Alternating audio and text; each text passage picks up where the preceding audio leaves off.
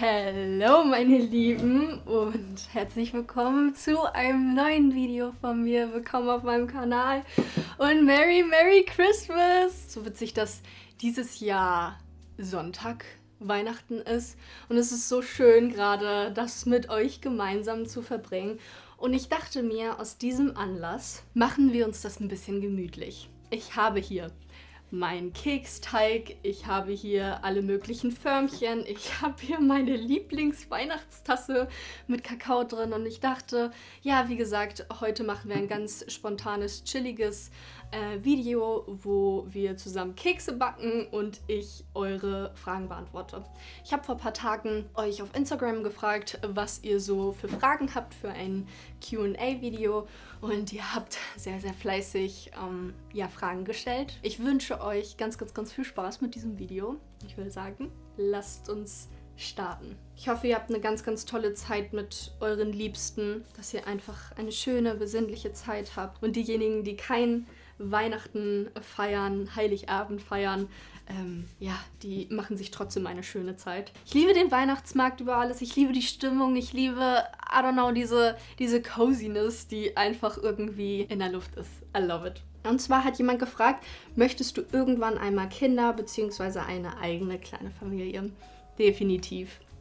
Ich freue mich total irgendwann auf den Moment. Es war schon seitdem ich klein bin ein riesengroßer Traum von mir. Ich glaube, ich wollte schon, keine Ahnung, mit 14, 15 habe ich so gesagt, ich möchte unbedingt schon mit 21, 22, 23 Kinder haben. Naja, jetzt bin ich 26 und ich glaube, das dauert auch noch ein wenig. Also ich glaube nicht, dass ich in meinen 20ern Kinder bekommen werde, vielleicht dann irgendwie in meinen 30ern. Ich fühle mich einfach überhaupt noch nicht bereit und irgendwie mein Leben ändert sich wirklich von Monat zu Monat so krass, dass ich irgendwie gar nichts vorausplanen kann. Deswegen irgendwann definitiv, aber noch nicht jetzt. Okay, mein Teig hat irgendwie... Der hat heute gar keinen Bock. Aber egal, wir machen trotzdem weiter. Jemand hat hier gefragt, warum holst du dir nicht einen Hund, wenn du ihn dir so wünschst? Also, wenn es nach mir gehen würde. Ich würde jetzt sofort mir einen Hund holen. Und ich liebe die Rasse Golden Retriever. Ich finde, die ist einfach so ich habe keine Ahnung. Jedes Mal, wenn ich irgendwo auf der Straße einen Golden Retriever sehe, ich muss einfach hinlaufen und den streicheln. Also keine Ahnung, ich habe irgendwie eine tiefere Connection mit dieser Rasse. Ich hatte in meinem Leben schon echt viele Haustiere. Also auch, wo ich noch zu Hause gewohnt habe, hatten wir ganz viele Kaninchen und auch Wellensittiche. Und als ich hierher gezogen bin, habe ich mir als erstes damals noch mit meinem Ex-Freund Kaninchen geholt. 2 Kaninchen, die haben wir gerettet. Dann irgendwann in einer richtig schweren Zeit habe ich mir Levi geholt. Und Levi war echt, also es klingt komisch, aber Levi ist die Liebe meines Lebens. Das war Liebe auf den ersten Blick. Und dann irgendwann habe ich mir noch einen Kater geholt. Damals mit meinem Ex-Freund, also mit einem anderen Ex-Freund und diese Zeit, naja, und wie das Leben so spielt, und das ist auch der Grund, warum ich mir nicht jetzt sofort einen Hund hole, ist, dass sich das Leben oder vor allem mein Leben einfach noch stetig ändert und ich keine Ahnung habe, was in einem Monat passiert. Und wenn man sich ein Tier zulegt, muss man einfach eine gewisse Verantwortung haben und das kann ich einfach jetzt noch nicht gewährleisten. Es war dann, wie gesagt, damals dann so, als ich Levi, Leo und die 2 Kaninchen hatte. Zwischenzeitlich ist ein Kaninchen dann gestorben, war das andere alleine, wollte ich auch nicht alleine lassen. Ich wollte mir dann aber auch kein neues zulegen. Dann sind sie zu einer anderen ganz lieben Familie gekommen, die ganz viele Kaninchen haben. Ich bin nach Hamburg gezogen und ich wusste, Levi ist die ganze Zeit Freigänger draußen. Es wäre die Hölle für ihn gewesen, ihn mit nach Hamburg zu nehmen, in einer kleinen Wohnung mit Mitbewohnerin. Deswegen dachte ich, okay, er hat es eigentlich am besten hier und habe dann meine Nachbarin gefragt. Gott sei Dank haben die sich gut verstanden. Also die haben auch eine Nachbarskatze und die haben Levi dann aufgenommen. Das heißt, deswegen seht ihr auch Levi auch noch die ganze Zeit, weil ich dann irgendwann wieder hier zurückgezogen bin und ja, wie gesagt, Levi nebenan wohnt. Ist ein bisschen kompliziert und Leo habe ich mitgenommen nach Hamburg. Dadurch, dass ich aber sehr viel arbeiten war, war er sehr viel alleine und irgendwann ging es ihm einfach nicht so wirklich gut und ich dachte dann so, ja okay, Finja, bist du jetzt egoistisch und lässt ihn bei dir, weil du ihn ja so sehr liebst, weil wenn es nach mir gehen würde, ich hätte ihn einfach weiter behalten. Und dann musste ich ihn weggeben. Und und jetzt bin ich nach 2 Jahren wieder hierher gezogen und ich mache mir selbst Vorwürfe und denke mir so, boah, Fenja, und hättest es nicht alles irgendwie vorher erahnen können oder planen können, dass du doch wieder hierher ziehst und dann hättest du ihn wieder mitnehmen können und hättest du nicht die Zeit abwarten können, bis, weißt du, und genau das ist das Ding, man weiß nicht, was morgen passiert. Und wenn ich in 3 Jahren eine eigene Familie gründe, habe ich ein anderes Verantwortungsbewusstsein, weil wenn man Kinder hat, ist das natürlich noch extremer, denn muss man einfach aufpassen und muss man sich die Zeit nehmen und kann nicht einfach wegfliegen und kann nicht irgendwie umziehen ohne irgendwas. Und ja, deswegen hole ich mir erstmal keinen Hund. Hier sind 2 Fragen, die sind sehr, sehr ähnlich. Und zwar hat jemand gefragt, wie schafft man einen Einstieg in die Spiritualität und wie kamst du zur Spiritualität, beziehungsweise hast du Buchempfehlungen? Also erstmal, weil das werde ich tatsächlich ein bisschen öfter gefragt, wie es eigentlich dazu kam, dass ich mich mit Spiritualität befasst habe. Rudern wir mal in meine Kindheit. Meine Mama ist nicht spirituell, würde ich jetzt nicht so bezeichnen, aber sie hat auf jeden Fall mir immer so spirituelle Weisheiten mit auf den Weg gegeben, würde ich jetzt mal so sagen. Sie hat auch früher ganz viel von Louise Hay gelesen und auch mir die Bücher gegeben. Wenn ich zum Beispiel krank war, hat sie gesagt, Fenja, das kommt nicht einfach nur dadurch, dass du dir irgendwie ein Virus eingefangen hast, sondern auch ganz, ganz viel von deinem Mindset. Also wenn es dir eh nicht so gut geht, bist du viel, viel offener für Krankheiten, bestimmte Schmerzen in deinem Körper. Da möchte eigentlich dein Körper dir etwas sagen. Es gibt ein ganz, ganz tolles Buch. Das ist das hier. Heile dein Körper heißt das. Das hat meine Mama mir gegeben. Und ich hatte also ich habe immer noch manchmal Blasenschmerzen, aber gar nicht mehr so oft. Und sie hat dann so gesagt, hey, immer dann, wenn du irgendwelche Schmerzen hast oder so, schau mal rein. Wenn du zum Beispiel Diabetes hast, was ist eigentlich der eigentliche Hintergrund, beziehungsweise der wahrscheinliche Grund? Sehnsucht nach dem, was gewesen sein könnte, großes Bedürfnis nach Kontrolle, tiefer Kummer, das Leben hat nichts Süßes mehr. Und was man dann sich eigentlich innerlich sagen soll, also bestimmte Glaubenssätze und Affirmationen. Also neues Gedankenmuster ist, dieser Augenblick ist von Freude erfüllt. Ich beschließe jetzt, die Süße dieses Tages zu erfahren. Also versteht ihr, diese Hey arbeitet ja sowieso ganz viel mit Affirmationen. Das soweit zu meiner Kindheit, zu meiner Vergangenheit. So richtig los ging es eigentlich bei einer Trennung. Da habe ich euch schon mal erzählt von dem Video Alleine sein. Ich war sonst in meinen Beziehungen diejenige, die immer Schluss gemacht hat. Das war die erste Beziehung, wo der andere Schluss gemacht hat, so einen auf den anderen Tag. Ich war so, was soll ich machen? Also eine unglaubliche Hilflosigkeit und ich hatte das Gefühl, ich konnte einfach nichts machen und ich habe nichts verstanden. Ich hatte super, super dolle Liebeskummer bzw. eher Schmerzen im Herzbereich. Mein Herzchakra oder hier die Region hat einfach nur geschmerzt und damals habe ich mich dann ganz, ganz viel damit befasst, okay, was bedeutet das eigentlich, wenn man hier Schmerzen in der Region hat? Ich bin natürlich auch zum Arzt gegangen und habe das abgeklärt und habe so gesagt, ey, ich habe totale Schmerzen hier, bitte klär das einmal körperlich ab, was dahinter steckt. Und er hat mir versichert, Fenja, es ist wirklich alles gut. Und dann habe ich mich mehr belesen zu meinen bestimmten, also zu Chakren, Herzchakra, mit welchen Yoga-Positionen kann man eigentlich das Herz öffnen. Und darin waren dann so meine ersten Berührungspunkte. Und ich kann mich an einen Moment ganz, ganz doll erinnern. Das war, als, wie gesagt, er Schluss gemacht hat. Und ich weiß nicht, ob ihr dieses Gefühl kennt, wenn euch etwas passiert und ihr schon euch in diesem Moment denkt, okay, das hat irgendwann krasse Auswirkungen. Es ist wie so dass man von oben betrachtet. Es hat sich wirklich so angefühlt, als würde ich alles in Slow Motion machen. So.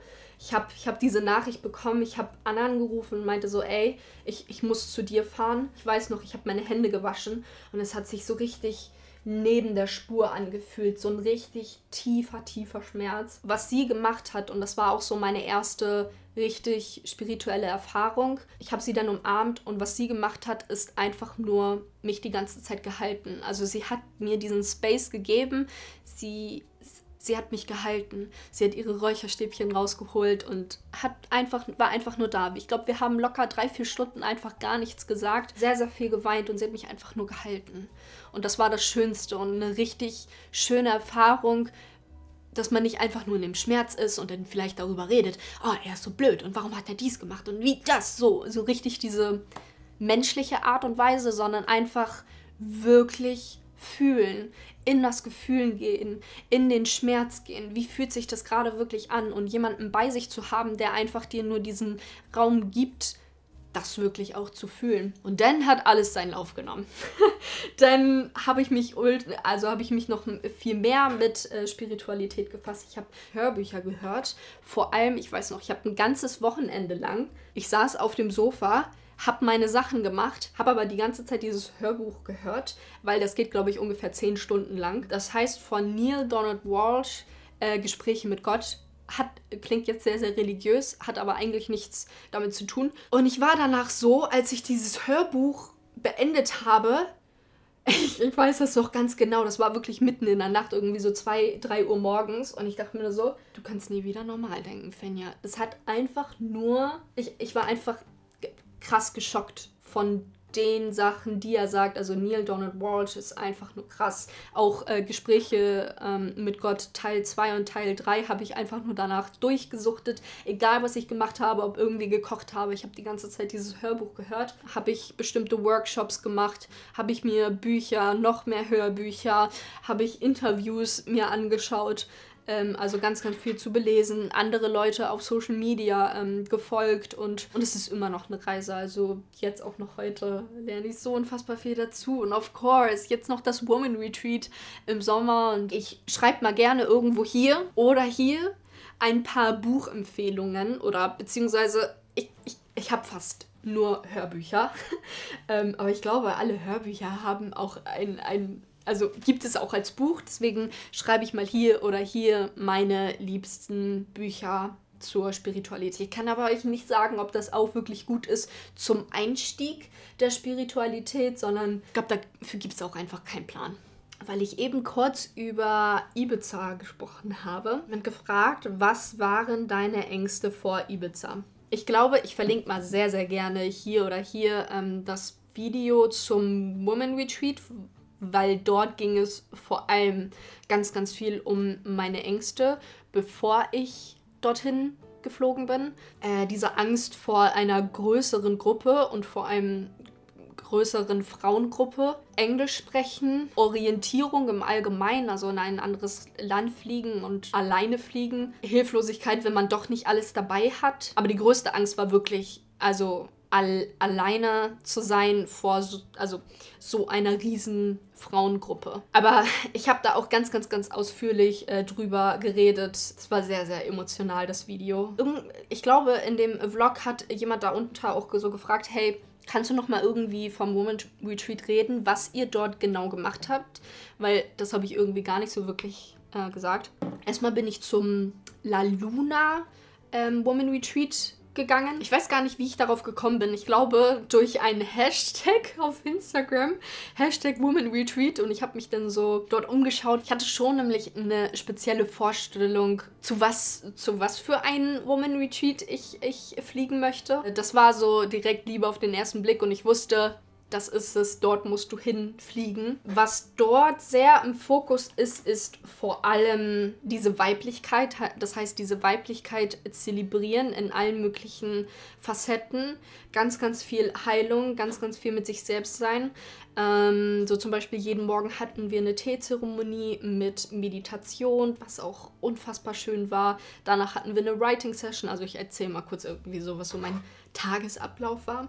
Danach hatten wir meistens Brunch. Danach hatten wir beispielsweise einen Workshop zu Fußreflexzonenmassage oder richtig witzig. Wir hatten einen Twerk-Workshop, aber auch nur, weil allgemein Tanzen ist ja auch eine Form von Gefühle rauslassen, Emotionen rauslassen und da war eine dabei, die das ultra gut konnte und es war so witzig, aber auch so gut irgendwie in die Weiblichkeit einzutauchen. Also zum Beispiel ein Workshop, dann sind wir in die innere Kindheilung gegangen und das waren so krasse Erlebnisse auch mit den anderen Frauen. Wir haben unsere Weiblichkeit zelebriert, sind alle nackt am Strand gegangen und haben gebadet zusammen, haben uns einfach zelebriert, gesungen, getanzt, uns mit unseren Ahnen beschäftigt, aber auch so ganz viel gesprochen, unsere Sexualität, wie, wo, wann wir welche Blockaden haben, auch maskuline Energy zu verstehen, okay, wie in einer Beziehung,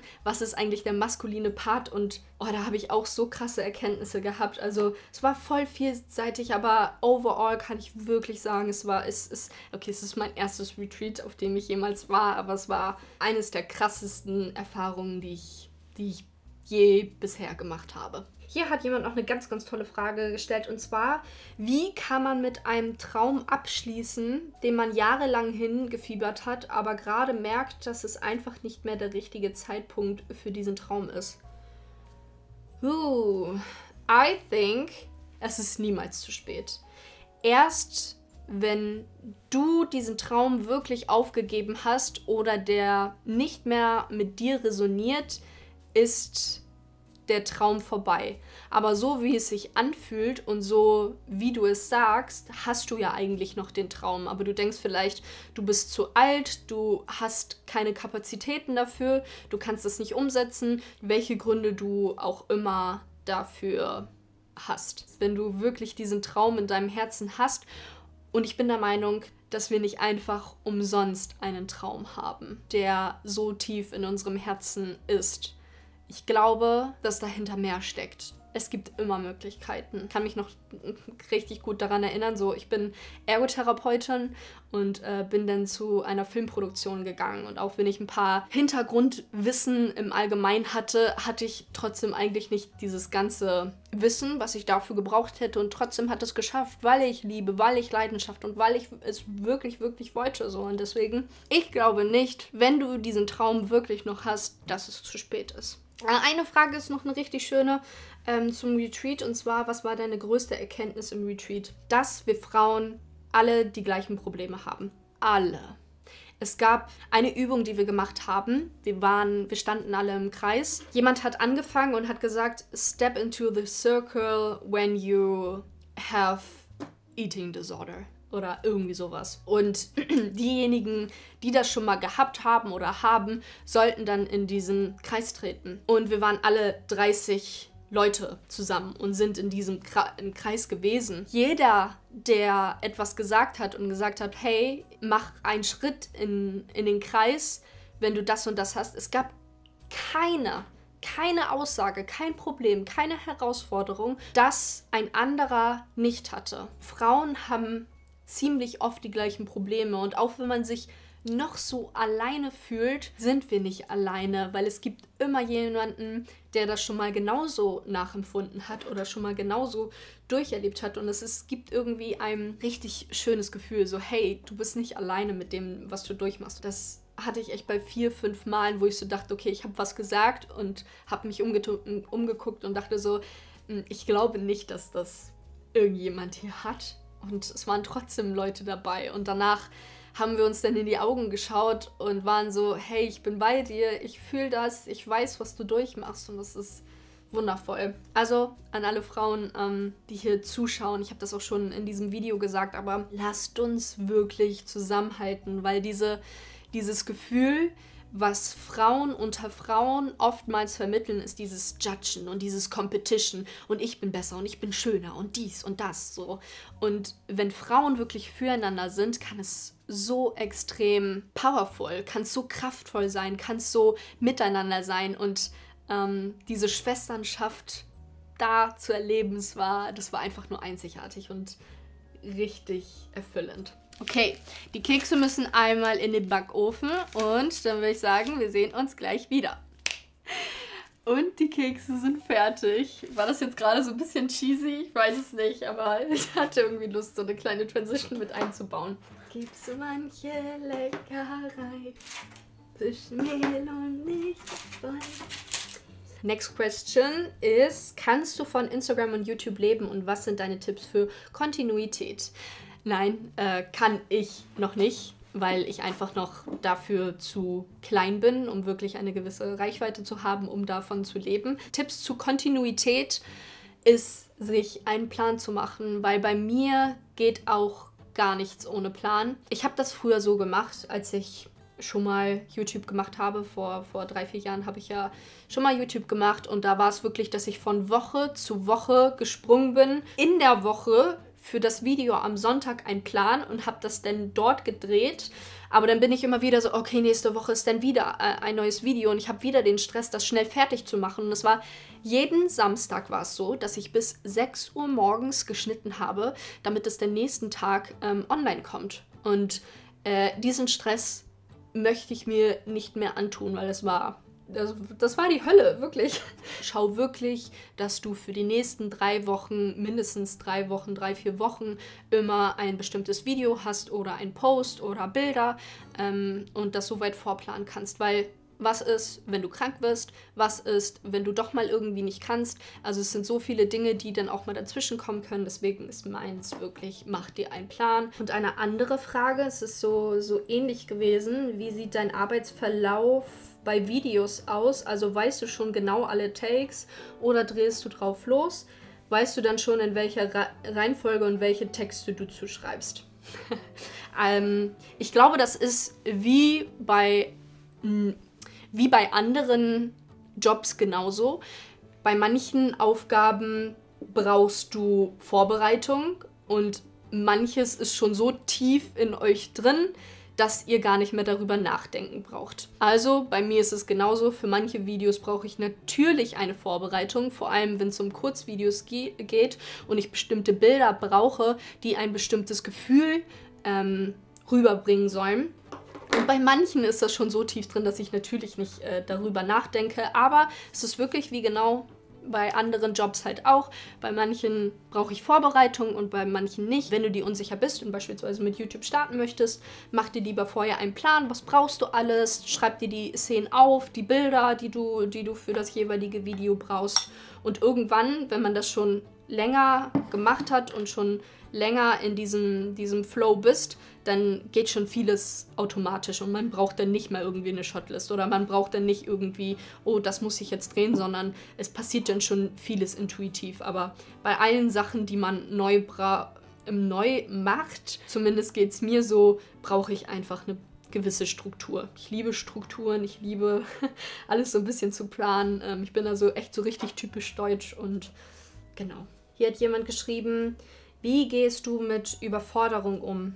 Dieses Thema ist alle 2-3 Wochen bei mir ein Thema, weil ich mich vor allem dieses Jahr sehr, sehr oft überfordert gefühlt habe. Wirklich, YouTube, Instagram ist sehr, sehr viel Arbeit und ich war sehr, sehr oft überfordert und am Ende und wusste nicht wohin und deswegen diese regelmäßigen Pausen, auch wenn man das Gefühl hat, oh, irgendwie fühlt es sich ja gerade noch so an, als ob ich weitermachen kann und irgendwie so, sage ich dann immer mir so, nein, Fenja, bitte, gönn dir gerade diese Zeit, diese Auszeit. So, deswegen regelmäßig Pausen machen, regelmäßig was für sich machen. Und was mir noch aufgefallen ist, dass ich seit 3 Wochen sehr, sehr regelmäßig meinen Zyklus beobachte. Wenn ich diese Tiefs hatte das oftmals auch was mit meiner Periode zu tun. Wir durchlaufen ja verschiedene Zyklen, wir Frauen. Wir haben die Frühlingsphase, die Herbstphase, die Sommerphase und jede Phase steht für etwas. Wann braucht mein Körper eigentlich Ruhe und wann versuche ich eigentlich weiterzuarbeiten und dann fühle ich mich natürlicherweise irgendwie erschöpft. Wann ist mein Körper eigentlich in der Energy-Phase? Also dieses ganze mit dem Körper arbeiten, mit dem Zyklus arbeiten, ist auch eine gute Sache, um seinen Körper zu fühlen und die Überforderung besser einzuschätzen. Eine letzte Frage machen wir noch. Was sind deine Nummer 1 Energy Giver und Drainer? Energy Giver, die Morgenstunden finde ich unfassbar beruhigend. Also so Nebel, die Kälte, die Stimmung im Allgemeinen, so Kerzenschein, das macht mich unfassbar glücklich. Journaling, Hörbücher hören, vor allem von Dr. Joseph Murphy. Gute Gespräche, Umarmungen. Ja, ich glaube, das waren so momentan meine Energy Giver.